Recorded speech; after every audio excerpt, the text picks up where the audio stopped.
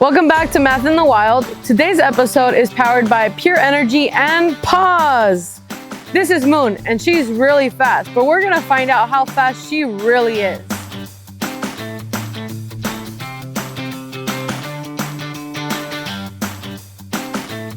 To find Moon's speed, we'll use this formula. Speed is equal to distance divided by time.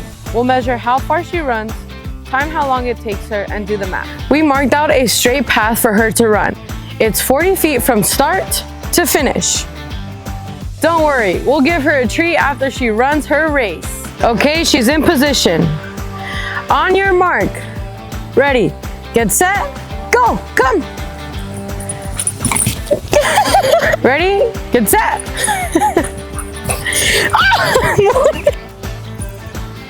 No. Come. Good girl. Wow, that was really fast. Let's calculate Moon's speed. Speed is equal to 40 feet divided by 2.